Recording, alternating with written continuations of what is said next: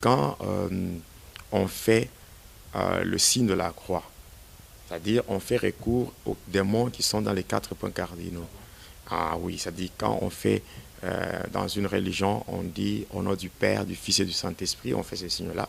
En réalité, ce qu'on fait, c'est l'esprit qui est au nord, c'est Mogoa, au sud, c'est Égime le Grand, et à l'est, c'est Baémon, à l'ouest, c'est Amaémon.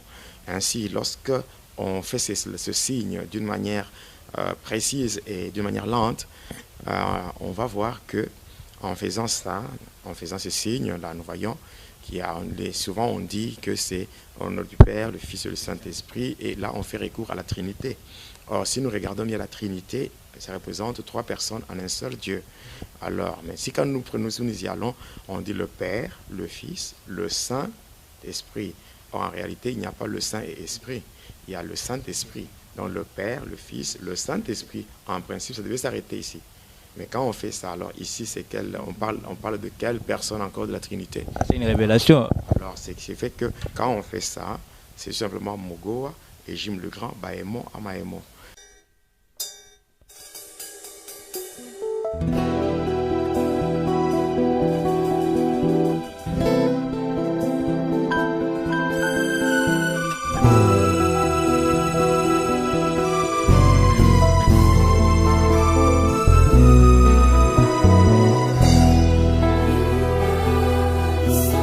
Bienvenue dans votre émission la plus préférée, Kazarema Live.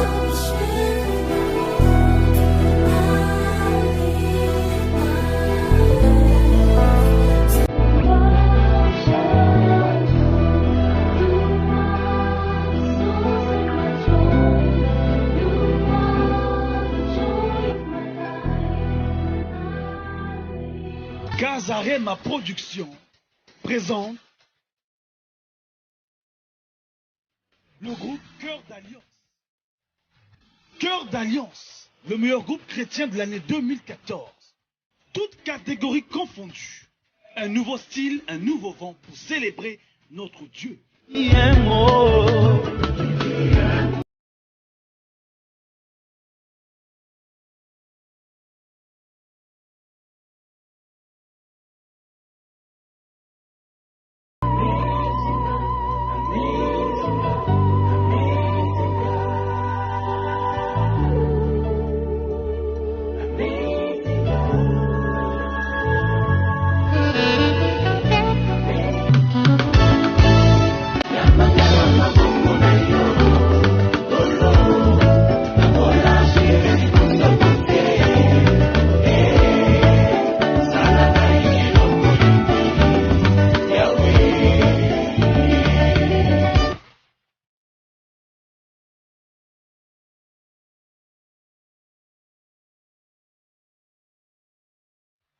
Nazo bipete yaya.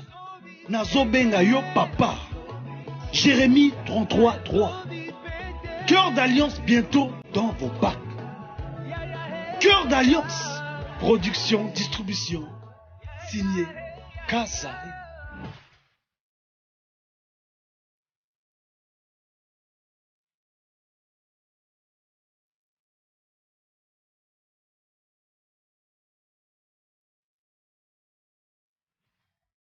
Shalom et bien-aimés dans le Seigneur, vous tous qui nous suivez partout dans les 4 coins du monde sur notre site chrétien, le www.kazarema.fr. Je suis bel et bien votre humble serviteur, le frère Joël Benga. Cet après-midi, dans la ville de Cape Town, je suis très ému de vous recevoir pour la seconde fois l'homme de Dieu, le pasteur Jonas Kutupala. Un homme de Dieu que Dieu utilise puissamment à travers de son témoignage. Plusieurs âmes ont été sauvées. Cet après-midi, avec l'homme de Dieu, nous allons parler sur ce thème de la démologie. Comment les démons opèrent dans la vie des chrétiens, comment les démons opèrent dans la vie des êtres humains. Sans plus tarder, je m'en vais directement saluer mon invité de cet après-midi. Pasteur Jonas, shalom et bienvenue sur kazarema.fr. Merci. Comment vous allez, papa? Nous, ça va, par la grâce de Dieu. Le Seigneur nous soutient.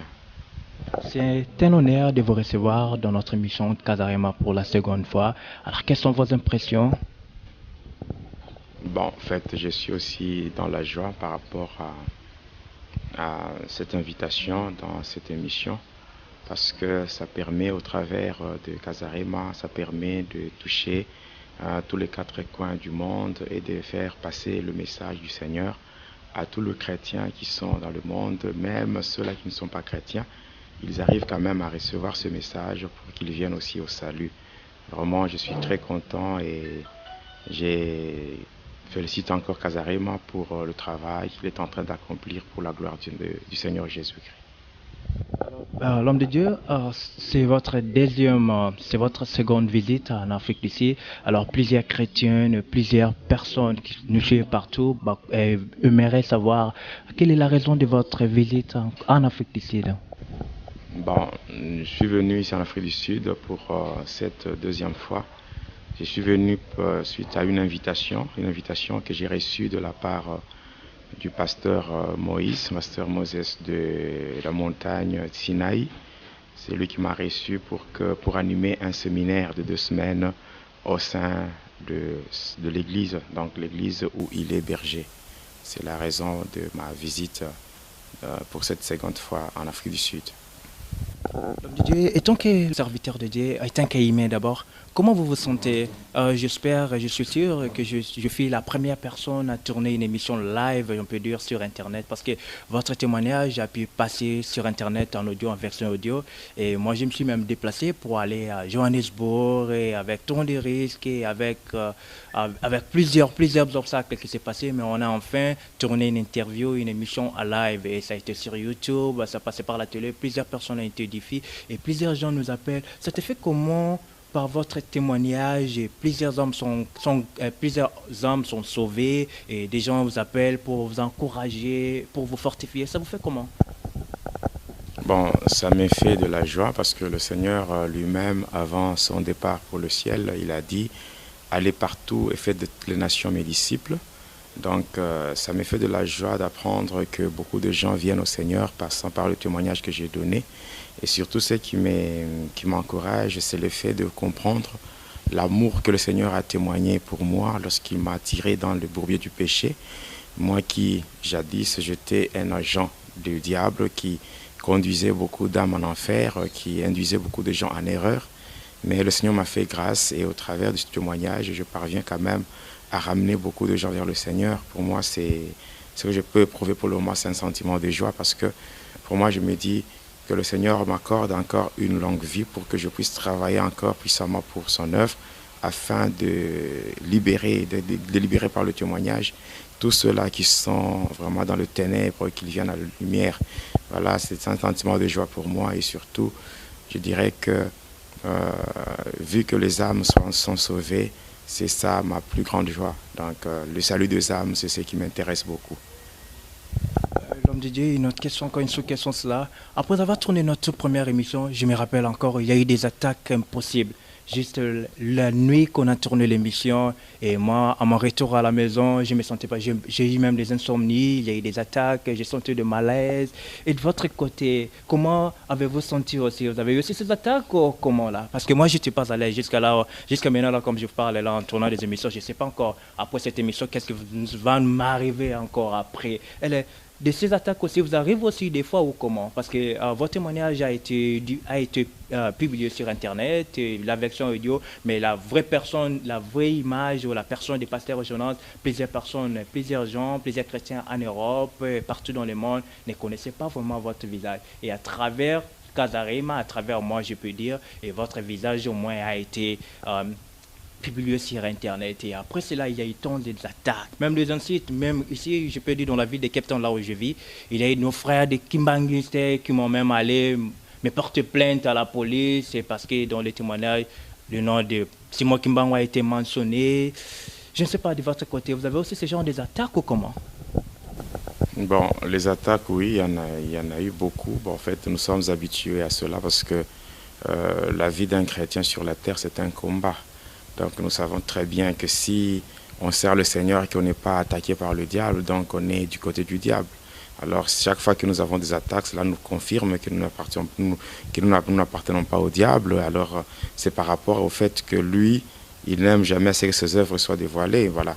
Il y a des attaques par-ci par-là, des attaques, des empoisonnements. En fait, Pendant que je parle, je suis au 7e empoisonnement. Tout ça, c'est dû tout simplement aux attaques où on ne veut pas que je puisse dévoiler les œuvres de ténèbres.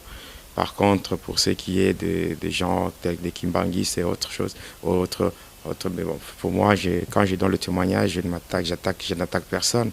Moi, je ne fais que dévoiler ce que j'ai vu et ce que j'ai vécu dans le monde de ténèbres, parce qu'il est dit dans Ésaïe 8, verset 20, il est dit à la loi et au témoignage, car si l'on ne parle pas ainsi, il n'y aura point d'horreur pour le peuple. Bon, pour ce qui est de kimbanguistes qui parlent, bon, moi je crois que même si on est dans une église kimbanguiste, la foi n'est pas placée en Kimbangu, la foi est placée en Jésus-Christ. Si le Kimbangu était un envoyé, bon, ça pour moi ça importe peu. Ce qui est important, c'est que les gens s'attachent au Seigneur Jésus-Christ, parce que c'est le Seigneur Jésus-Christ qui est l'auteur du salut et aussi de notre rédemption. Alors moi quand je parle dans le témoignage, je crois que je parle dans le sens d'attirer beaucoup de gens vers Jésus-Christ, qui ne soient pas fanatiques des hommes, mais qu'ils deviennent disciples de Jésus-Christ, parce qu'en fait, ce n'est ni Kimbangu, ni Branham, je ne sais pas ni quelle autre personne qui peut sauver, mais le salut ne vient que lorsqu'on est attaché au Seigneur Jésus-Christ. Donc il n'y a même pas à se tirailler par rapport à ça, il n'y a même pas de polémique à faire au travers de cela. Ce que je cherche, c'est que les gens comprennent que la vraie vie, c'est être dans le Seigneur Jésus-Christ. Parce que lui, il a dit, je suis le chemin, la vérité et la vie. Alors si on s'attache à Jésus-Christ, je crois que c'est c'est ce qui est plus important. Et les attaques, oui, on continue à recevoir des attaques. Bon, même la Bible déclare que quand nous lisons dans Job, chapitre 1er, le verset 7, la Bible dit que le sort de l'homme sur la terre est celui d'un soldat. Qui dit soldat voit déjà un combat que nous sommes appelés à mener. Mais ce qui me réjouit encore dans le Seigneur, c'est que, étant chrétien, je sais que le combat est réel, mais la victoire aussi, elle est certaine. Donc, nous n'avons pas à trembler devant les ruses du diable, devant les attaques. Nous avons seulement à nous confier dans le Seigneur, parce que nous reconnaissons que c'est lui qui est en nous, c'est-à-dire Jésus-Christ. Il est plus fort que tous les démons et même le diable en personne. Tous réunis sont faibles devant Jésus-Christ. Donc, c'est vrai. Comme le diable n'aime pas que ses œuvres soient dévoilées, c'est bien sûr, il y aura des attaques, il y aura ceci ou cela, mais que ces choses-là ne peuvent pas nous effrayer, parce que nous avons l'assurance, selon qu'il est dit encore, que dans Romains 8, verset 31, mais si Dieu est pour nous, qui sera contre nous? Et Jérémie ajoute pour dire, ils nous feront la guerre, mais nous ne vaincrons pas, parce que l'Éternel sera toujours avec nous pour nous délivrer. Du fait que tout ce que nous faisons, nous le faisons pour sa gloire, alors nous n'avons rien à craindre. Voilà, c'est ce que je peux dire par rapport à cette question. L'homme de Dieu, votre témoignage a édifié plusieurs personnes. J'espère aussi que vous êtes parmi ces hommes de Dieu. Plusieurs personnes croient en vous, les chrétiens, et votre témoignage a sauvé plusieurs âmes. Alors, après vous, on a pu sentir qu'il y a plusieurs satanistes, disons, magiciens, rose-croix, il y en a tellement nombreux. Et des fois, il y a des chrétiens aussi, on a marre au moins de vous, on a marre au moins aussi de ces genres de témoignages. Alors, étant que chrétien, comment peut-on savoir si ce témoignage ici est vrai ou faux? Bon, en fait, un témoignage est vrai ou faux, bon, cela dépend de la personne qui témoigne. Moi, personnellement, quand je témoigne, pour moi, le témoignage importe peu. Mais moi, ce qui importe pour moi, c'est ce que le Seigneur Jésus a accompli dans ma vie. Et quand je témoigne, pour moi, je dis toujours que je ne témoigne pas, mais je prêche Christ et je me sers de mon témoignage pour appuyer ce que je prêche. Donc, je suis en train d'appuyer et de démontrer la véracité de la parole de Dieu, et je suis en train d'appuyer cela par le témoignage. Donc, je prêche Christ, je prêche la parole de Dieu, mais je prends mon témoignage comme un support afin de confirmer ce qui est écrit dans la parole de Dieu. Donc, moi, quand je témoigne, je ne le fais pas pour épater les gens, et je ne le fais pas non plus pour m'attirer une considération et des honneurs. Mais pour moi, témoigner, c'est juste un ordre que j'ai reçu de la part du Seigneur Jésus-Christ, parce que le jour de ma délivrance, lui-même l'avait dit, me l'avait rassuré en disant que va et dis-leur ce que j'ai fait pour toi, car ce que tu connais n'est pas pour toi seul. Voilà pourquoi je le fais. Donc quand je témoigne, ce n'est pas par manque d'occupation, mais je le fais sur ordre du Seigneur Jésus-Christ lui-même. Voilà. Mais à ceux-là qui témoignent aussi, ils savent leur motivation. Ils sont motivés, je ne sais pas par quoi. Mais moi, pour ma part, je dis bien, ce qui me pousse à témoigner, c'est pour moi une façon d'exprimer ma gratitude vis-à-vis de ce que le Seigneur Jésus-Christ a fait dans ma vie. Donc voilà pourquoi je me limite dans ce que j'ai fait et ce que j'ai vu, tout ce que j'ai pu expérimenter. C'est ce qui fait même mon témoignage et non pas chercher à prendre ceci ou ajouter ceci ou retrancher ceci. Non, moi, cela ne m'intéresse pas. S'il y en a d'autres qui se servent du témoignage pour s'attirer des honneurs, ou je ne sais pas, pour épater les gens, pour dire combien ils ont été ils ont occupé des niveaux très élevés dans le monde de ténèbres. Pour moi, ça importe peu. Pour moi, je dis toujours qu'il n'y a pas de grands et de petits témoignages. Le témoignage est là pour glorifier Christ. Le témoignage est là pour édifier. Le témoignage est là pour les gens qui obéissent à un ordre du Seigneur Jésus-Christ. Parce que quand nous lisons dans le livre des Actes des Apôtres, le chapitre 1er, le verset 8, le Seigneur Jésus lui-même, avant son ascension vers le ciel, il a dit « Mais vous recevrez une puissance, le Saint-Esprit surveillant sur vous, et vous serez mes témoins à Jérusalem, la Samarie, la Judée, et jusqu'aux extrémités de la terre. » Et si nous prenons aussi Apocalypse 12, ils l'ont vaincu à cause du sang de l'agneau et à cause de la parole de leur témoignage. Ésaïe 8, verset 20, qui nous dit « À la loi et au témoignage, car si l'on ne parle pas ainsi, il n'y aura point d'horreur pour le peuple. » Donc ce qui importe, ce n'est pas ce qu'on a pu faire dans le monde de ténèbres, mais ce qui importe, c'est ce que le Seigneur Jésus a fait dans nos vies, et c'est ce qui doit aussi stimuler beaucoup de chrétiens à faire confiance au Seigneur Jésus-Christ, du fait que ce que Jésus a fait dans ma vie, il est capable de le faire dans la vie de quiconque croit en lui et qui se donne totalement au Seigneur pour le suivre comme Seigneur et Sauveur. Et c'est vraiment, c'est ce que moi je peux dire. S'il y en a d'autres qui sont là pour témoigner afin, je ne sais pas, d'amuser les gens, de s'attirer des honneurs et tout, là c'est vraiment leur problème, parce que moi je reconnais aussi que le salut est individuel. Ce que je fais, tout ce que nous faisons sur cette terre, tout ce que nous faisons sous le soleil, un jour il y aura un jugement, nous aurons des comptes à rendre auprès du Seigneur. Et surtout quand vous témoignez des histoires qui ne sont pas correctes, des choses qui sont fausses, vous vous moquez du Seigneur, vous vous moquez même de brebis que le Seigneur a rachetées par son sang à la croix de Golgotha. Moi, je crois que nous devons être sérieux, nous devons avoir la crainte de Dieu. Si nous avons quelque chose à transmettre au peuple de Dieu, nous le faisons selon les instructions reçues de la part du Seigneur, et non pas le faire pour qu'on s'attire des éloges ou quoi que ce soit. Ça, c'est vraiment un danger, c'est s'exposer à un grand danger par rapport au Seigneur. Voilà. Merci l'homme de Dieu, merci pour cette réponse. Alors, il y en a aussi plusieurs magiciens satanistes qui témoignent, qui nous disent qu'ils ont vaincu en enfer. Est-ce que l'enfer existe d'abord? Oui, l'enfer existe. Oui. À ce moment aussi, j'ai déjà expérimenté cette étape aussi du monde de ténèbres. J'ai déjà aussi vu l'enfer. C'est vraiment une réalité. Alors, quelle est la différence entre l'enfer et le monde astral? Bon, le monde astral, c'est en fait l'enfer, c'est la Guéhenne. Quand on parle dans la Bible, on parle de la Guéhenne, c'est-à-dire le lac de feu, de soufre, et c'est les lieux où on jettera tous ceux-là qui passeront au jugement et qui seront condamnés. Donc, c'est ce qu'on appelle la seconde mort. Mais pour ce qui est du monde astral, le monde astral, c'est juste un monde où vont tous ceux-là qui meurent, je dirais, loin du Seigneur Jésus-Christ, qui meurent dans le péché, c'est-à-dire après la mort. Ils se retrouvent là-bas, et j'ai parlé dans mon témoignage, j'ai expliqué les différentes parties qui constituent le monde astral, c'est-à-dire il y a le quartier des esclaves, où vont tous les païens, c'est-à-dire ainsi que le chrétien hypocrite. Il y a la fournaise du diable, où vont les chrétiens qui ont servi le Seigneur et qui ont combattu le diable durant leur séjour terrestre, mais qui se sont compromis avant de mourir et se retrouvent là-bas torturés dans le feu. Et il y a aussi ce qu'on appelle le séjour des morts, c'est l'endroit où vont tous ceux-là qui ont touché au fétiche ou tous ceux-là qui ont servi le diable en âme et conscience. Alors dès qu'ils meurent, ils se retrouvent dans le séjour des morts, dans des cellules, et ils sont là, une personne dans la cellule avec deux chaînes et un cadenas, et c'est comme ça. Donc c'est ça la différence entre l'enfer. Jusqu'à présent, l'enfer n'est pas encore inauguré, parce que ça sera, je dirais, l'antéchrist et les faux prophètes qui seront le premier candidat qui vont inaugurer l'enfer. Donc jusqu'à présent, si les gens meurent dans le mal, ils vont dans le monde astral. Donc c'est ça. Amen. C'est cette réponse que moi j'attendais parce qu'il y en a, parce qu'on n'a pas encore, on n'a pas encore vécu le jugement et comment les gens peuvent aller passer à l'écran et dire que j'étais en enfer. C'est un peu bizarre, un peu louche de cette côté-là. Merci pour cet éclaircissement. Alors notre émission de cet après-midi, nous allons parler sur la démologie.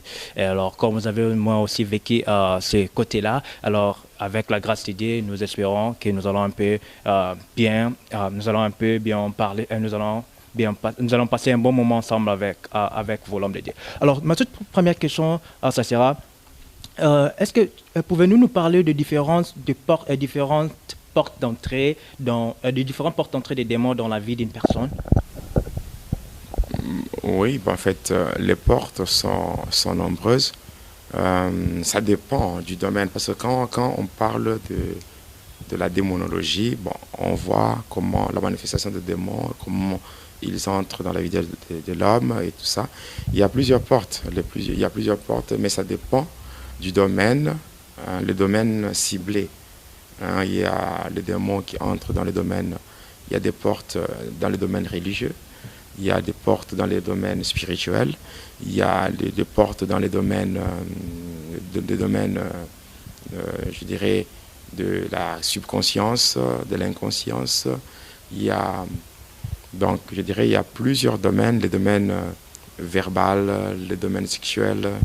Il y a aussi, il y a tellement plusieurs domaines, mais s'il faut parler de portes, il faut d'abord commencer par cibler de quel domaine il s'agit. Et c'est de cette façon-là qu'on peut, il y a même le domaine physique, le domaine mental. Les démons peuvent s'infiltrer parce qu'eux aussi, ils savent comment fonctionne l'homme. Et par là, ils s'arrangent pour s'infiltrer dans la vie de l'homme. Il y a aussi, par exemple, dans le domaine spirituel, nous avons par exemple les noms. Les noms peuvent aussi être des portes que les démons peuvent exploiter pour faire leur entrée dans la vie d'une personne. Il y a le problème de sang, il y a le problème de famille. Toutes ces choses-là peuvent constituer en fait des portes que les démons peuvent exploiter pour faire leur entrée dans la vie d'une personne et la torturer, la tourmenter, afin que la vie de la personne devienne comme un calvaire vécu sur la terre. Merci l'homme de Dieu.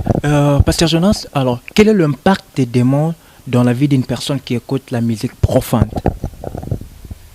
Bon, en fait, la personne qui suit la musique profane, dite communément musique mondaine, c'est ce que les démons vont pousser la personne à devenir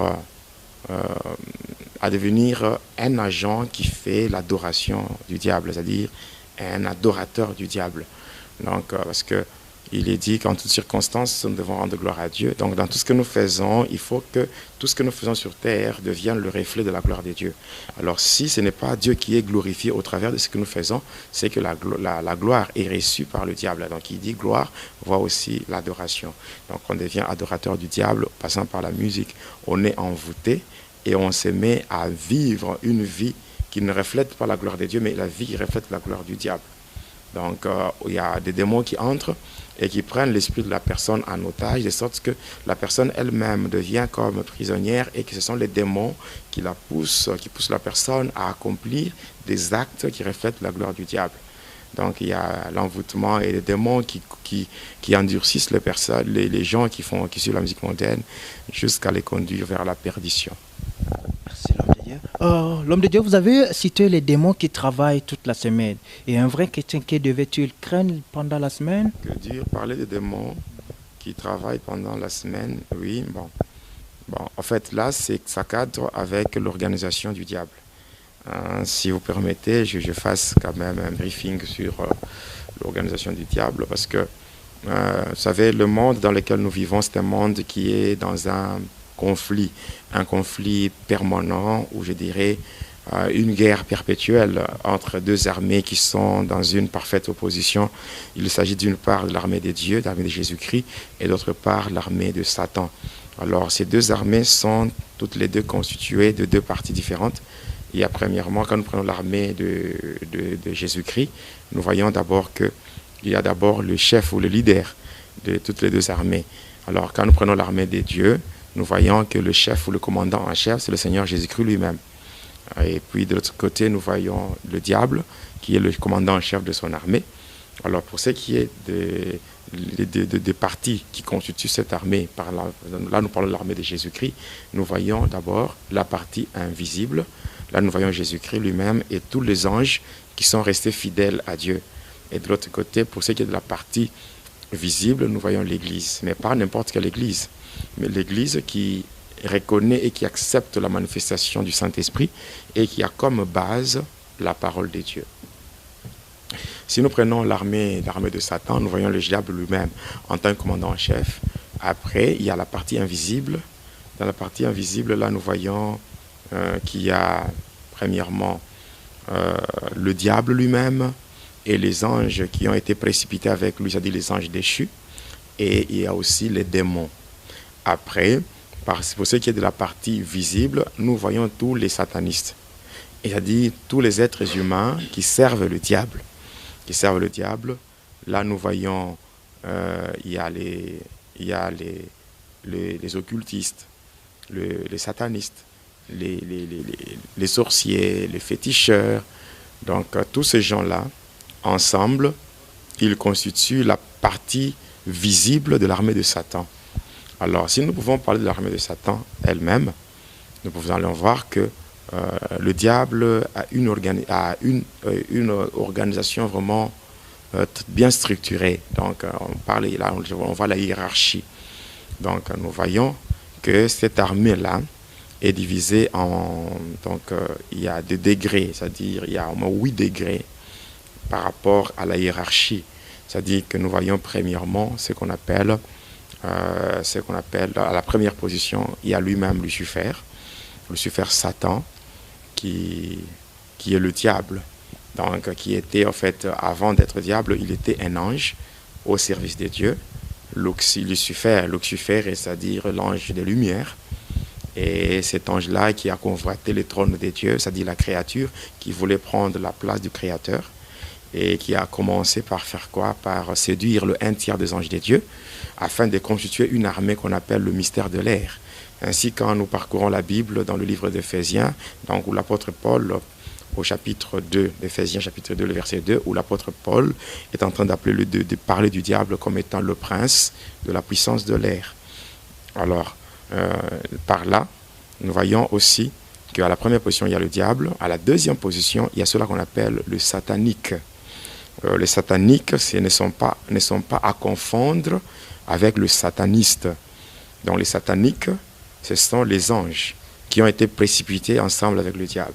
Lorsque nous lisons dans l'Apocalypse 12, et le verset 12, la Bible dit « Réjouissez-vous cieux et vous tous qui habitez dans les cieux, mais malheur à la terre et à la mer, car le diable est descendu vers vous, animé d'une grande colère, sachant qu'il a peu de temps. » Alors quand il tombait, il n'était pas tombé seul. Il est tombé avec donc le 1/3 des anges de Dieu qui étaient déjà corrompus et qui étaient finalement devenus ses acolytes ou les anges rebelles. Alors c'est eux qui occupent la deuxième position. On les appelle les sataniques. Par contre, les satanistes, ce sont des êtres. Après cela, à la troisième position, il y a cela qu'on appelle les représentants. Les représentants, c'est quoi? Ce sont des êtres humains qui ont découvert le mystère de l'air et qui sont devenus les mandataires de Lucifer. Ce sont des êtres humains qui vont prendre les instructions directement chez le diable et ils viennent appliquer les instructions qu'ils ont reçues de la part du diable. Ils viennent appliquer cela dans le monde. On les appelle le mandataire de Lucifer. Alors, ils sont répartis en plusieurs degrés. Donc, quand on parle de représentants, les représentants dans le mystère de l'air, c'est-à-dire le représentant, c'est des êtres humains qui sont membres du gouvernement de Satan. Alors, ils sont répartis en 7 degrés. Il y a le premier degré, le deuxième, le troisième, jusqu'au 7e. Le degré le plus élevé, c'est le premier degré, suivi du deuxième, jusqu'au 7e degré. Le 7e degré qui est le degré le plus bas, ou le degré inférieur. Alors, et ces gens-là, ils ont le pouvoir de se métamorphoser. Ils ont le pouvoir de devenir comme des fantômes. Ils ont le pouvoir de se transformer et de prendre certaines formes. certaines formes, donc par rapport aux différentes formes d'incarnation. Alors, ce sont ces gens-là. Alors, moi aussi, quand j'ai servi le diable, j'étais aussi membre du gouvernement de Satan parce que j'étais le représentant du 3e degré dans le mystère de l'air. Alors, ça, c'est la 3e position. La 4e position, elle est occupée par cela qu'on appelle le pouvoir diabolique. Le pouvoir diabolique, ce sont, en d'autres termes, on les appelle les démons géants. Les démons géants, les démons géants, spirituellement, on peut les comparer aux fils d'Anak, donc les Anakim. Alors après cela vient la 5e position qui est occupée par les principautés. Les principautés, en fait, ce sont les esprits qui ont le pouvoir de commander d'autres esprits. Après les principautés, à la 6e position, nous avons cela qu'on appelle... Bon, les principautés, très souvent, ce sont donc les esprits qui commandent d'autres esprits. À la 6e position, nous avons ce qu'on appelle les esprits servants ou les esprits errants, c'est-à-dire les démons. Ce sont les esprits des êtres humains qui sont morts dans le mal et qui ont manqué où aller. Alors on les rassemble et ce sont là qu'on appelle vraiment les démons. Après cela viennent à la 7e position ceux-là qu'on appelle les esprits méchants ou les esprits des morts. Ce sont les esprits qui sont chargés uniquement pour tuer. Et après, à la 8e position, il y a ceux-là qu'on appelle les forces démoniaques de Lucifer. Ce sont les esprits qui s'incarnent même dans les êtres humains, qui peuvent habiter dans l'homme. Quand on peut parler d'une personne qui a de tels démons, on peut parler de ce qu'on appelle la personne est possédée, la personne est démoniaque ou la personne est démonisée. Les esprits sont en eux, on peut le chasser et même certains sorciers peuvent utiliser ces esprits pour s'incarner dans les gens. Là, nous parlons de ce qu'on appelle l'incarnation des esprits humains. Alors, si nous retournons sur les sataniques, nous voyons très bien que pour ces sataniques-là, ils sont vraiment très nombreux. Alors, sur ces esprits, ces anges-là rebelles, le diable avait pris au moins un groupe de anges, un nombre précis, un nombre de 144 000, et de 144, et c'est avec ces 144 000, il a formé ce qu'on appelle, il a formé son gouvernement. Alors, à partir de là, comme quand nous lisons dans la Bible, nous voyons dans Galates 5, 22, nous voyons les 9 formes de l'esprit de Dieu, les 9 formes de l'esprit de Dieu. Et le diable aussi voulait créer les 9 fruits de l'esprit diabolique. Voilà pourquoi il a fait la sommation de chiffres qui constituent le nombre de ses anges, c'est-à-dire quand nous prenons 144 000, quand nous faisons la sommation de chiffres, nous voyons 1 plus 4 plus 4 plus 0, 0, 0, ça nous donne le 9. Et ce qui fait que ça donne le 9 fruits de l'esprit diabolique. Et après cela, qu'est-ce que le diable a fait? Il a encore pris sur les 144 000, il en a pris 72. Et les 72 là, on les appelle les 72 dieux. Et il les a répartis en 9 catégories, ou le 9 fruits de l'esprit diabolique. Et dans certaines églises, dont je préfère taire le nom, on les appelle les 9 cœurs des anges. Alors, il y a ce qu'on appelle les 9 catégories. La première catégorie, c'est ce qu'on appelle les séraphins. Deuxième catégorie, les chérubins. Troisième catégorie, il y a les vertus. Quatrième catégorie, il y a les trônes. Après, suivi par les puissances. Après, les dominations. Après, viennent les principautés. Après, les principautés viennent les archanges. Après, les archanges viennent les anges. Là, ça fait 9. Alors, qu'est-ce qu'il a fait encore, le diable? Alors, toujours parmi ces anges déchus, il a voulu maintenant répartir. C'est-à-dire les répartir selon les différentes fonctions. C'est ainsi qu'il a formé d'abord ce qu'on appelle la triade diabolique. Et dans la triade diabolique, il a pris 3 de ces anges. Le premier ange, il est chargé de ce qu'on appelle de précipiter la mort et conduire les âmes dans le monde astral. Et celui-là, on l'appelle Nickel. Nickel, on l'appelle encore Nickel ou Apollyon. Il y a le deuxième, c'est celui qui est chargé de la destruction, donc le mystère de la destruction, détruit la capacité divine placée dans l'homme. On l'appelle Calibos. Donc on l'appelle Calibos. Et après, il y a le troisième qui prend l'apparence féminine. C'est la reine du ciel. hein, la reine du ciel, que le diable, qui travaille avec le diable pour le progrès rapide de la technologie et de l'information, de l'informatique, pardon. Alors avec ça, nous voyons aujourd'hui quand on voyait le progrès rapide de la technologie, de l'informatique, c'est avec ça. Et c'est avec ça que le diable parvient à contrôler beaucoup de gens au travers de l'Internet. L'Internet avec la marque de la bête de 666. Il y a aussi le problème de téléphone. Il y a, donc à partir de ça, le diable fait cela. Et en observant bien ce qui s'est fait chez le diable, sincèrement, quand j'ai servi le diable, et même maintenant que je sers le Seigneur, je reconnais sincèrement que le diable est puissant. Et ça, c'est vrai, parce qu'il est bien organisé, il est vraiment puissant. Mais ce qui fait ma joie, c'est que malgré que le diable est puissant, mais le Seigneur Jésus-Christ, il est le tout-puissant. Et puis, maintenant, l'armée du diable, ou le pouvoir du diable, le diable l'a réparti en 3 parties. À diviser cela en 3 parties, il y a premièrement ce qu'on appelle la divinité de Satan, qui est suivi par la royauté de Satan, et enfin le ministère de Lucifer et des démons. Quand nous voyons la divinité de Satan, c'est-à-dire que le diable, il s'est fait passer comme étant Dieu. Donc, devant tous les anges qui sont tombés avec lui, le diable, il s'est fait passer comme étant Dieu, et ces anges-là lui rendent l'adoration. Et de l'autre côté, il y a la deuxième des choses, c'est ce qu'on appelle la royauté de Lucifer. Alors, de la même manière, le Seigneur Jésus-Christ, il est notre roi. Le diable veut aussi imposer sa royauté sur cette terre. Et par rapport à cela, le diable a déjà placé dans les 4 coins du monde des démons qui ont pour but de renforcer le pouvoir du mal dans le monde afin que les gens commencent à rendre gloire au diable. C'est ainsi que quand nous lisons le psaume 75 à partir du 6e verset jusqu'au 7e, il est dit ceci: ce n'est ni de l'Orient, ni de l'Occident, ni du désert que vient l'élévation, mais l'élévation est de l'Éternel. En d'autres termes, nous pouvons dire, l'élévation ne vient ni de l'Orient, ni de l'Occident, mais l'élévation est de l'Éternel. Pourquoi est-ce que le Seigneur, pourquoi notre Dieu a pu révéler cela aux psalmistes? C'est justement parce que, à l'Orient, le diable a déjà placé un démon qu'on appelle Baémon, à l'Occident, un démon qu'on appelle Amaémon. Alors, si nous prenons les 4 points cardinaux, nous avons le nord, le sud, l'est et l'ouest. Et à partir de là, nous voyons très bien que quand nous prenons les 4 points cardinaux, nord, sud, est et ouest, si nous parlons en d'autres termes ou dans un autre français, nous voyons que le nord, on appelle ça le septentrion, le sud c'est le midi, l'est c'est l'Occident et l'ouest, dans l'est c'est l'Orient et l'ouest c'est l'Occident.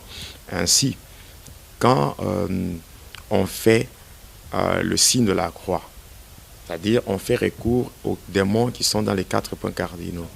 Ah oui, c'est-à-dire quand on fait dans une religion, on dit au nom du Père, du Fils et du Saint-Esprit, on fait ces signes-là.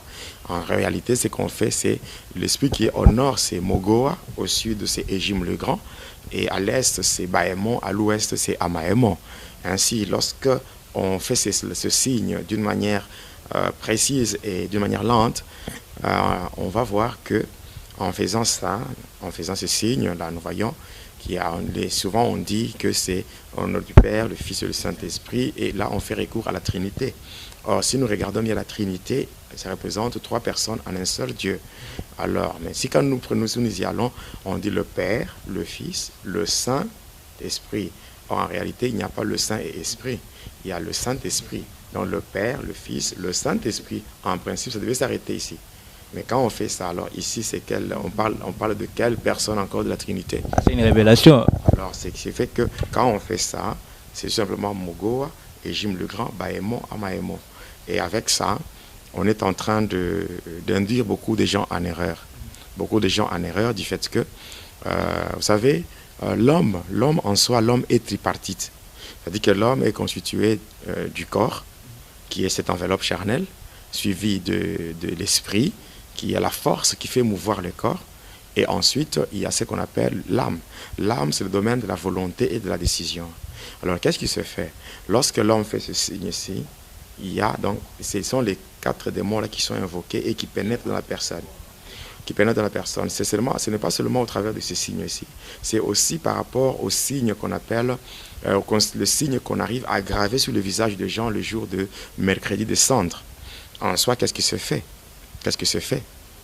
Beaucoup de gens croient que lorsqu'il y a, cette messe de médicalité de centre, on parle de ces jours-là, on parle de la pénitence et toutes ces choses, on dit que non, les acolytes doivent aller chercher le rameau de l'arrière-saison.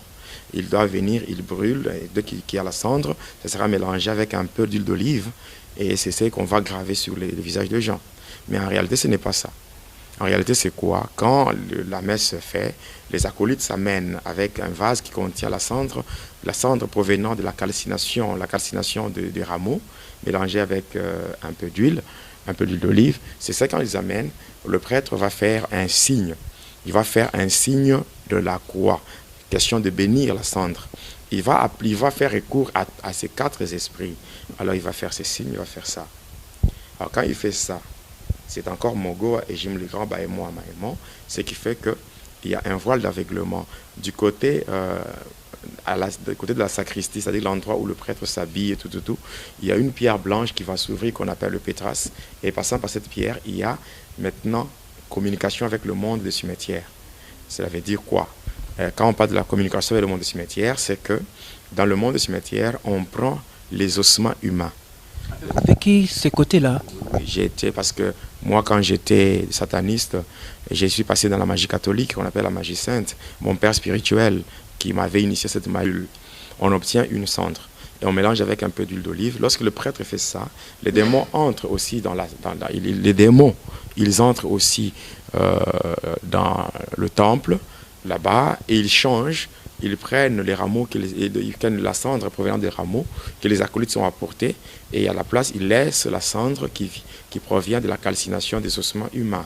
Et là, les gens se mettent en file, et le prêtre doit passer, il tient debout, les gens passent, et lui doit graver sur leur visage le signe de la croix, et qui contient toujours les 4 points qu'on appelle encore le point, donc la croix kabbalistique, où je dirais, en d'autres termes, les 4 points sont là.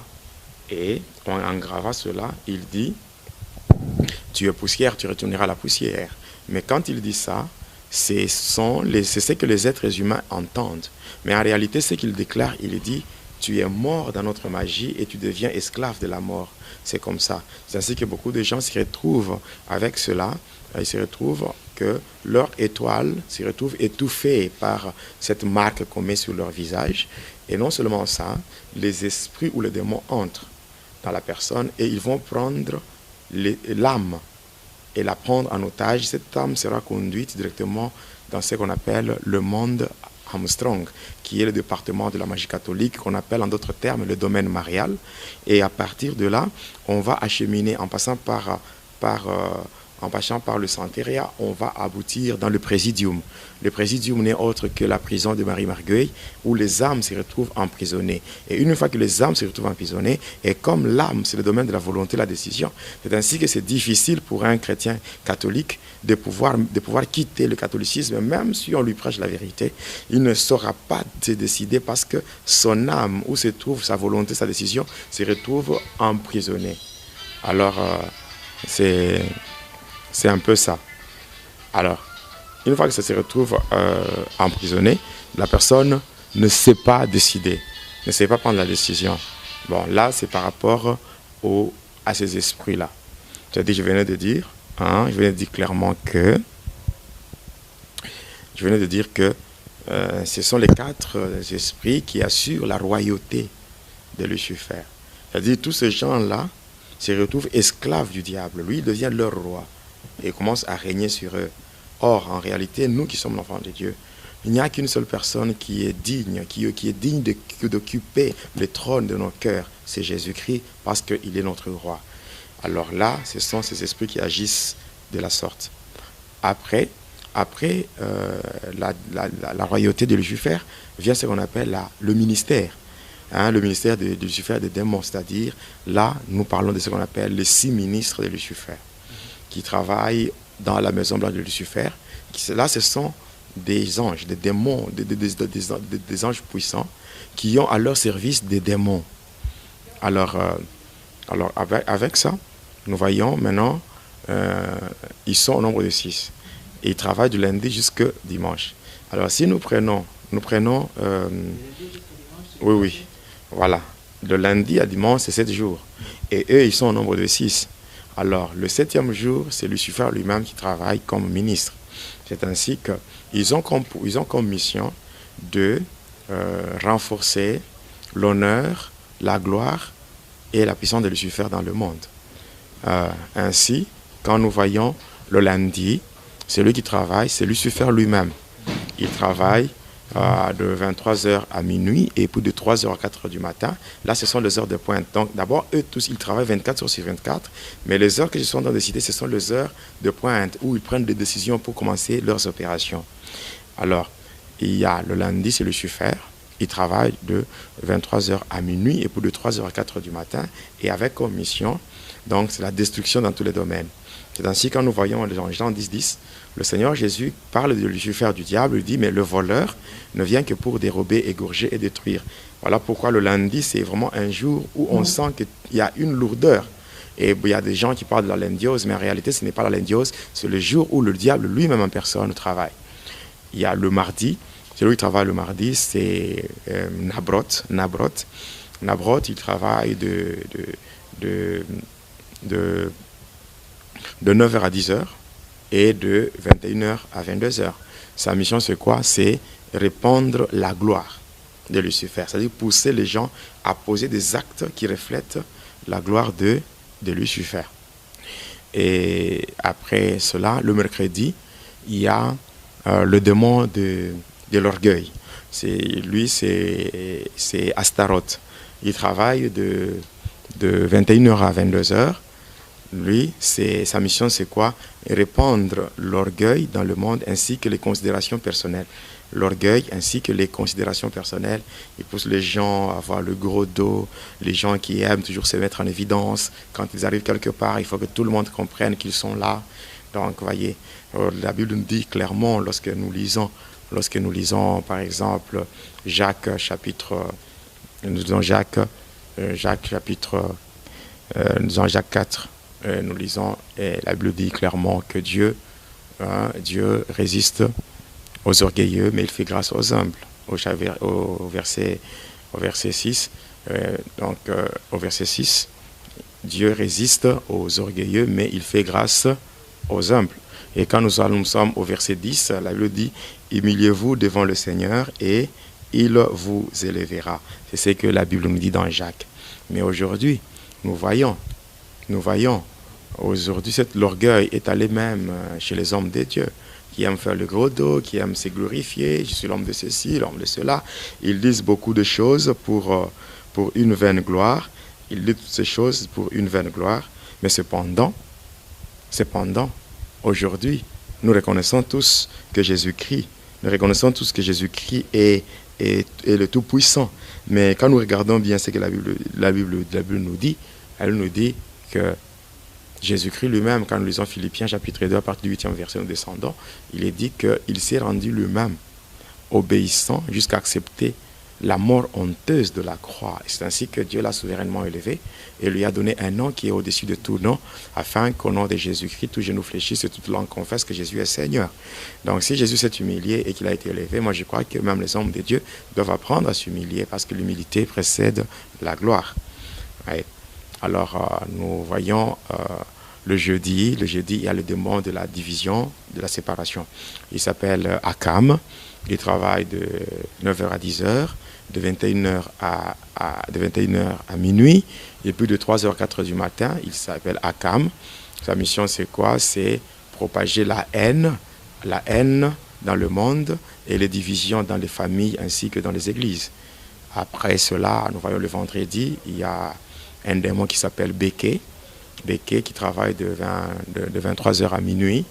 Le Béké, c'est le démon, c'est-à-dire sa mission c'est quoi? C'est de tourner les hommes dans l'œuvre de Dieu et les soumettre aux richesses et à la considération de ce monde. C'est-à-dire empêcher les gens de ne pas vraiment attacher une grande importance à l'œuvre de Dieu. Des gens qui aiment d'abord mettre leurs affaires, leurs activités en première position et Dieu vient après. Et tout cela pour que les gens soient attachés aux choses de ce monde et même à la richesse. Ils aiment beaucoup ça. Mais ils ont peu de temps à consacrer au Seigneur. Et le samedi, il y a deux démons. Le premier, il s'appelle Nabam. et le deuxième s'appelle Sankai. Donc Nabam, donc il travaille de 21h à minuit. Quand vous regardez bien, vous allez voir, premièrement, le premier démon c'est Nabam, c'est celui qui pousse les gens, le démon qui pousse les gens au végétariat, au charme, tout. Donc le démon là qui pousse les gens à ne pas accepter les conseils, mais qu'ils puissent accepter les conseils juste quand ils verront les conséquences fâcheuses de leurs actes. C'est-à-dire, vous prodiguez des conseils à quelqu'un, il ne peut pas comprendre, c'est seulement quand il tombe dans des conséquences et que les conséquences commencent à les corriger. Comme on dit toujours que quelquefois les conséquences corrigent mieux que les conseils. Or, nous qui sommes enfants de Dieu, ce ne sont pas les conséquences qui doivent nous corriger, mais nous devons être habités par l'obéissance. Comme la Bible nous dit dans 1 Samuel 15, 22, la Bible dit que l'obéissance vaut mieux que le sacrifice. Alors, le deuxième là, c'est Asankai, les démons de la musique. C'est-à-dire que c'est lui qui pousse les gens à être vraiment fanatiques de la musique mondaine. Comment envoûter les gens. Et je dirais aussi Nabam, c'est celui qui, le démon du végétarien Nabam, il pousse les gens, surtout les jeunes gens aujourd'hui, à porter des pantalons sans ceinture, à des jeunes sœurs qui s'habillent très mal, ou même dans les églises, nous voyons des gens qui s'habillent comme des vedettes, où la crainte de Dieu n'est plus vécue comme il se doit. Nous voyons des jeunes gens qui se font tresser, qui ont des cheveux tressés, et toutes ces choses-là qui aiment paraître au lieu d'être. Et toutes ces choses-là, c'est ce démon qui s'occupe de ça. Et aussi, Achiel, lui, c'est le démon de la musique, où nous voyons beaucoup de ceux-là qui font la musique mondaine, que ce soit les musiciens congolais, les musiciens européens, ou bref, tous ceux-là qui font la musique mondaine dite profane, ils tirent leurs inspirations et ils sont dotés de plusieurs démons qui leur donnent des succès. Et tous ceux-là qui s'attachent à ces genres de musique se retrouvent envoûtés, possédés, où ils n'ont pas le temps de vraiment méditer la parole de Dieu, de marcher dans la crainte de Dieu. Ils se retrouvent toujours embobinés dans ces histoires-là insensées.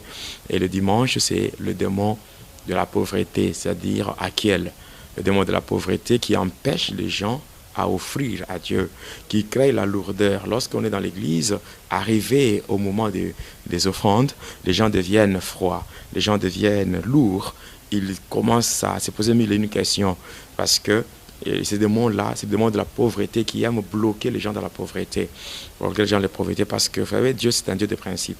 Il y a la loi de sémaille et moisson. Donc lorsqu'on sème, on doit moissonner. Avec Dieu, il faut savoir donner ce qu'on a pour avoir ce qu'on n'a pas. Donc, par rapport aux offrandes, il y a beaucoup de gens qui n'aiment pas offrir à Dieu. Donc, il y a beaucoup de gens qui sont frappés de malédictions. Quand nous lisons Malachie, chapitre 3, versets 7 à 11, où Dieu parle de comment les gens n'offrent pas, les gens ne donnent pas leurs dîmes, les gens ne donnent pas leurs offrandes. Voilà pourquoi ils sont frappés de malédictions. Et Dieu demande à ce qu'on le mette à l'épreuve, passant par nos dîmes, si lui, Dieu, sera indifférent. Mais il dit, j'ouvrirai les écluses des cieux et vous verrez comment ma bénédiction tombera sur vous. Donc, c'est un peu ça. Là, ce sont les démons qui travaillent de lundi jusqu'à dimanche. Je crois que j'ai répondu à votre question. Merci beaucoup, l'homme de Dieu. Wow, c'était long là, mais on avait vraiment besoin de cela. Et l'homme de Dieu, vous faisiez partie du gouvernement du diable du 3e degré. Alors, beaucoup de personnes veulent savoir le diable est de quelle couleur et le Jésus vous avez rencontré, vous avez vu, était de quelle couleur? Bon, dire que le diable de quelle couleur? Moi, je crois que le diable, quand il se présente, il prend plusieurs formes. Il peut prendre la forme d'un homme blanc. Dans une réunion, il est là, d'un homme blanc en train de briller. Il y a des moments où il prend la forme humaine, la forme d'une personne noire. Mais parce que souvent, même le diable, même en Afrique du Sud ici, il vient. Il vient même en Afrique du Sud, il vient se promener. Il vient faire... C'est un grand impudique.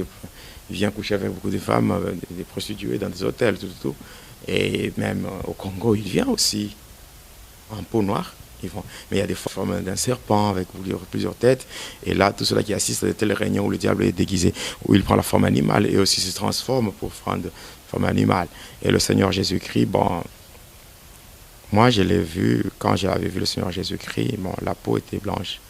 La peau était blanche. La peau du diable. Non, le Seigneur Jésus-Christ.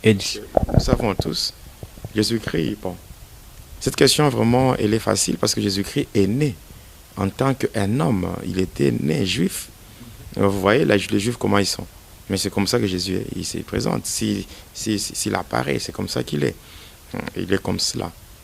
Donc, dire qu'il est comme ceci, bon, même en lisant la Bible, on comprend très bien qu'il est né de la Vierge Marie. Et nous voyons que c'était en Israël. Alors là, il n'y a pas vraiment de confusion à faire par rapport à ça. Et à propos de nous, alors les Noirs, et comme les autres Congolais disent, là, les Mvolozi, il faut croire en nos dieux, nos ancêtres au moins là, et croire plus en Mvolozi, à Simo Kimbangu, etc., etc.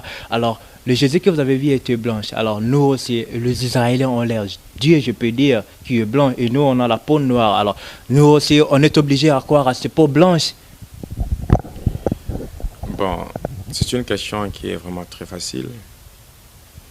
Dieu, quand il a voulu se manifester à l'humanité, il y a eu plusieurs nations, plusieurs peuples, mais il s'est choisi un peuple. Il a pris Abraham qui était en Irak, donc qu'on appelle la Mésopotamie. Dans la ville d'Our, il a pris de là et puis il a marché avec Abraham jusqu'à ce qu'il a fait sortir d'Abraham un peuple qu'on appelle le peuple d'Israël. C'était comme une référence. Alors maintenant, la Bible dit, pour sauver Israël, Dieu a envoyé Jésus-Christ.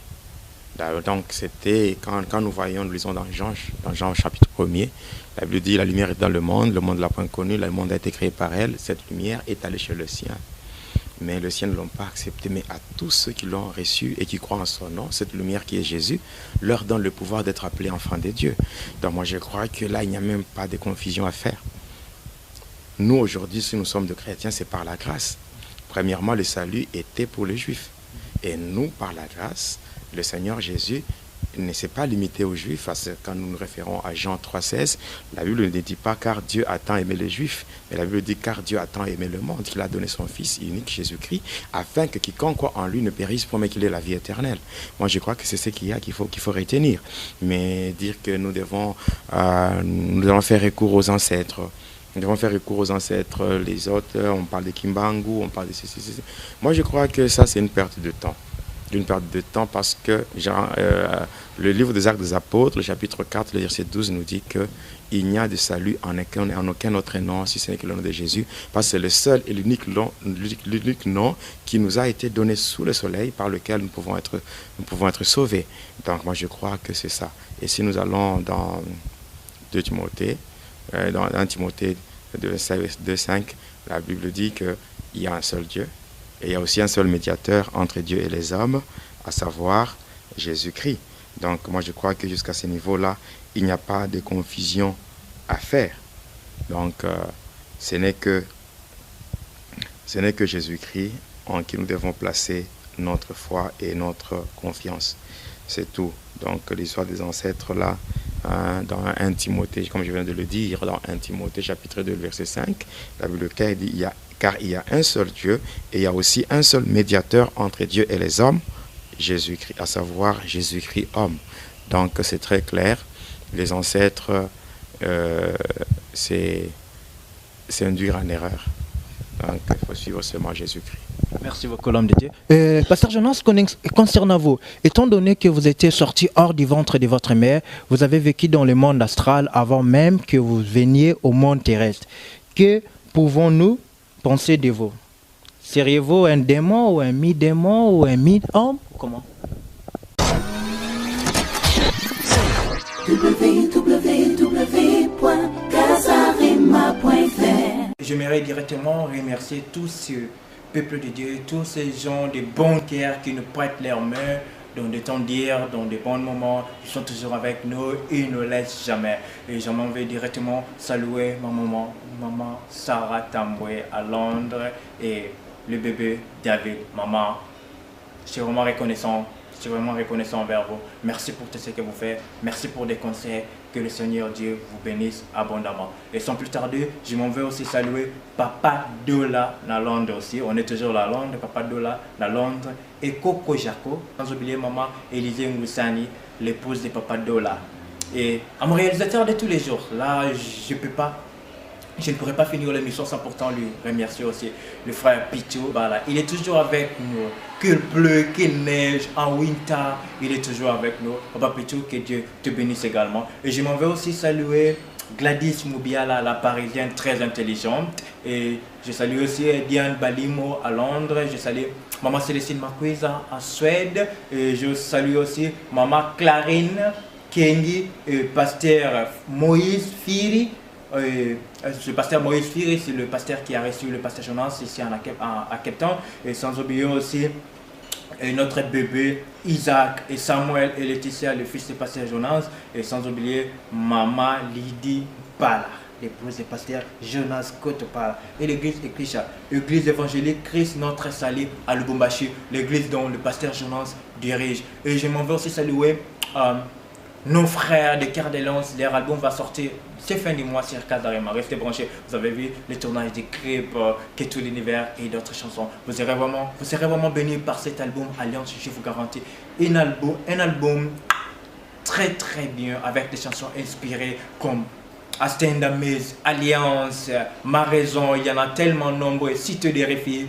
Et je m'en vais aussi dire un grand merci à la sœur Betty Toumba qui est toujours avec nous, Papa Daddy d'Awa Location Production et Maman Wali ainsi que Bandan. Et je m'en vais aussi saluer mes petits jumelles Blessing Mbenga, Fiel Mbenga, Wandez Mbenga, Titus Mbenga, Jude Mbenga. Et je salue aussi Papa Boni Beya. Sans oublier Mams Oscarine Babwa en récit. Et coucou à toi, Casarema Récit, always the best. Alors, que Dieu vous bénisse et restez toujours branchés sur le site chrétien, le www.casarema.fr.